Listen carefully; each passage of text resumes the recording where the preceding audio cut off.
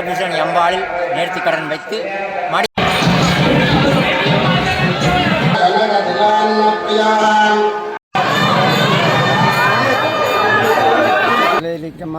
ஆலயத்தை கட்டி 2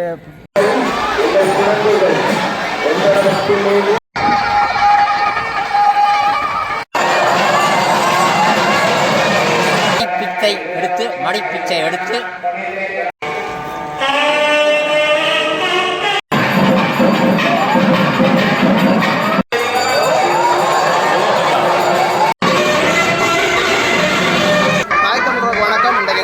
பார்த்தீங்கன்னா வரலாற்று சிறப்பு மிக்க நயினாதேவி நாகபூஷணி அம்மன் ஆலயத்திலே வருடாந்த மகோத்சவத்தை முன்னிட்டு கொடியேற்றம் அதுக்கு அந்த காலம் பதிவேற்றப்புறம் எல்லாருக்கும் அம்மன் கிடைக்கணும் நினைந்து கொண்டு காலிய பதிவேற்றம்.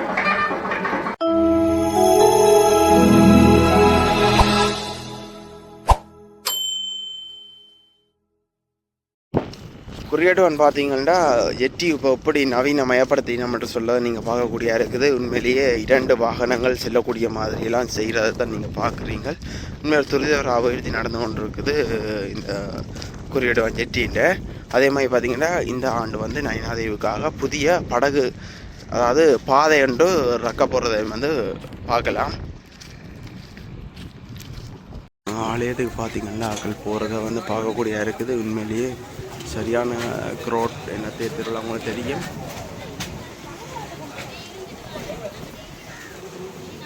வெளிநாட்டு சுற்றுலா பயணிகளும் இருக்கிறத பார்க்கக்கூடிய இருக்குது.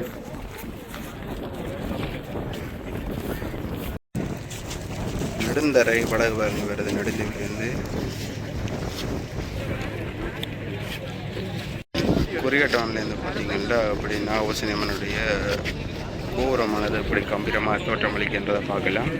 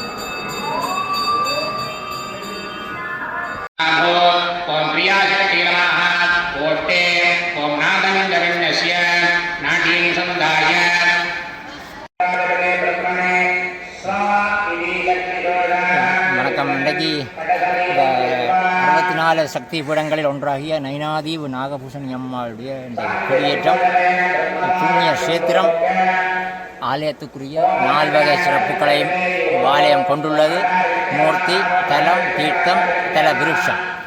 அந்த வகையில் இந்த ஆலயத்தை பொறுத்த மட்டிலே, எமது குடும்பத்தை பொறுத்த மட்டிலே, எமது தம்பியாகிய தங்கராசா திருஞான சோதி பிறந்த பொழுது 5 வயது வரை கதைக்க முடியாத நிலையில் இருந்ததை எமது தாயார் ஏமணி சாந்தா எனப்படும் ஏமணி இந்த நாகபூஷணி அம்பாளில் நேர்த்திக்கடன் வைத்து மடிப்பிச்சை எடுத்து வந்து இந்த ஆலயத்தில் வழிபட்டு நேர்த்திக்கடன் நிறைவேற்றி முடிந்தவுடன் எனது தம்பி அம்மா என்று கூறியமை என்றும் எனது அம்மா எனக்கு கூறியமை என்றையும் எனக்கு நினைவில் உண்டு. அந்த வகையில் இந்த ஆலயத்தை பற்றி நான் அறிந்து இந்த மகா கும்பாபிஷேகத்துக்கு வந்து எண்ணெய் காப்பு சாத்தியமை பெருமைக்குரிய விடயம். இந்த அம்மாள் அந்த காலம் எப்படி இருந்தாவோ அந்த வகையில் அந்த பழைய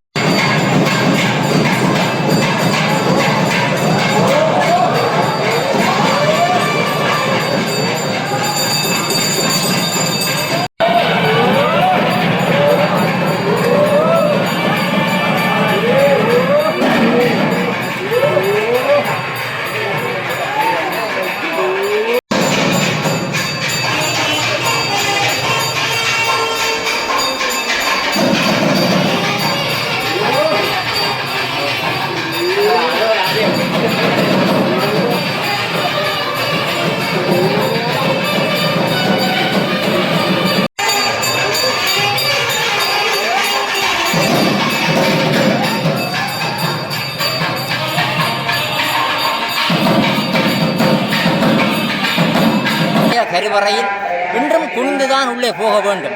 கருவறையில் மாற்றப்படாது திருப்பணி இடம்பெற்று எண்ணெய் காப்பு சாத்தியமை எனக்கு இந்த வாழ்வில் கொடுத்த பெரும் பேராக கருதுகிறேன். அந்த வகையில் எனது தாயாரும் இந்த நேர்த்திக்கடன் நேர்த்தியதை சிறு வயதில் எனக்கு கூறியமை இன்று இந்த ஆலயத்தை தரிசிக்க வேண்டும் என்று நான் அது சந்தர்ப்பமாக கிடைத்திருக்கு.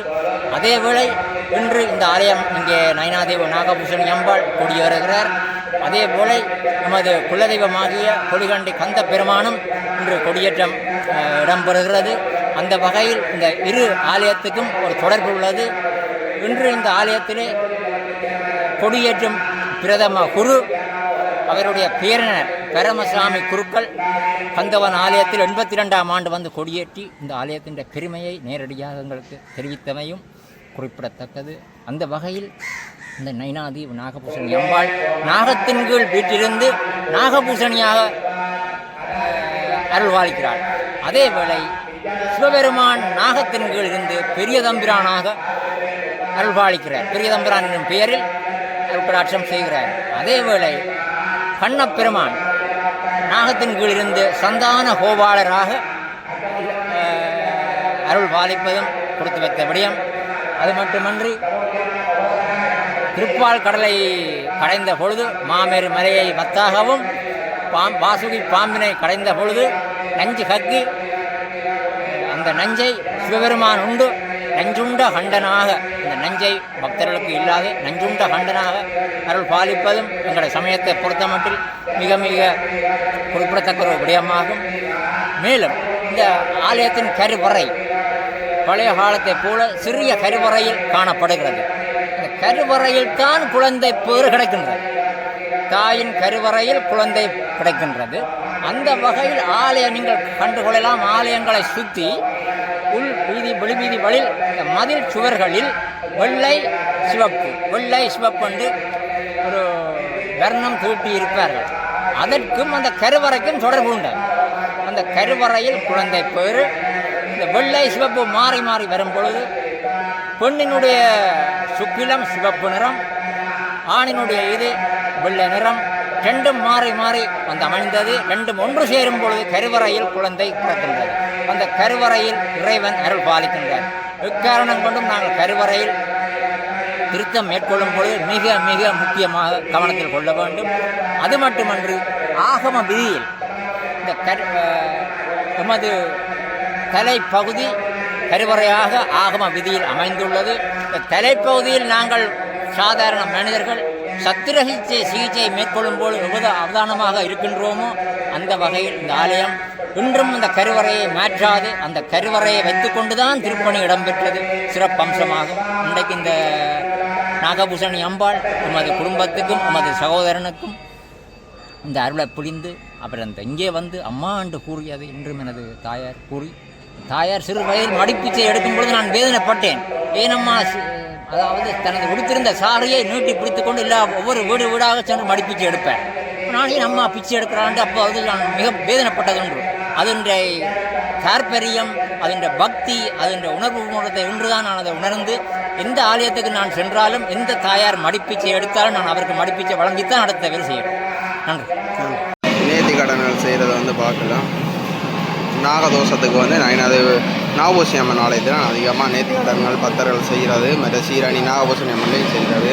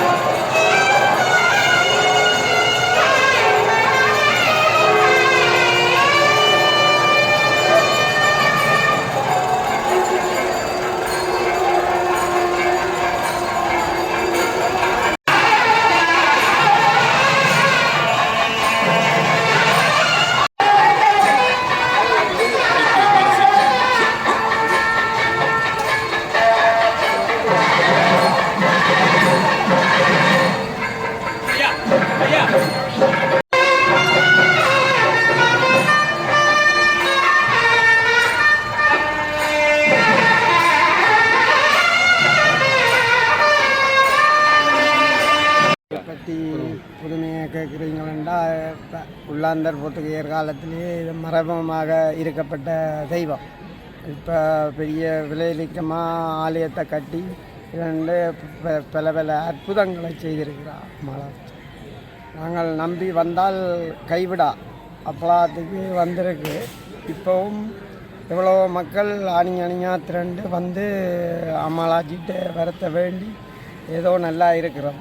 மற்றது இது வரலாற்றிலேயே ஒரு மிகப்பெரிய ஆலயமாக தோண்டப்பட்டது.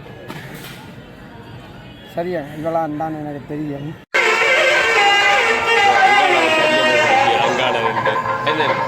அங்காள மச்சாக்கள் வரையும் இல்லையே.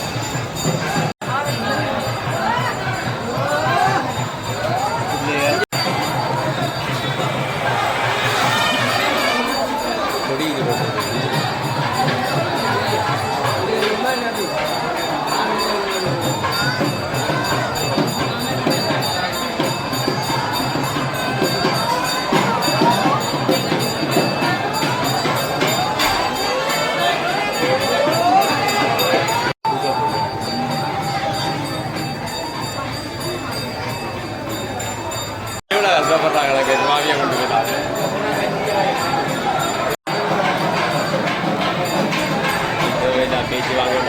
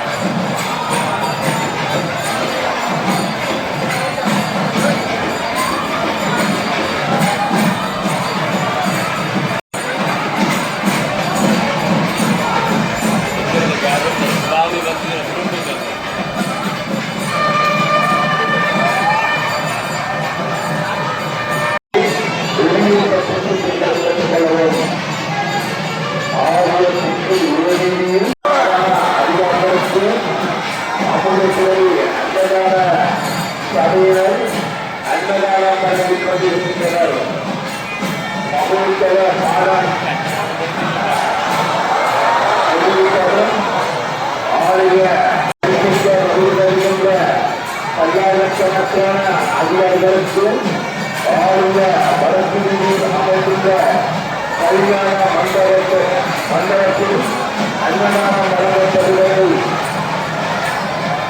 காவலும்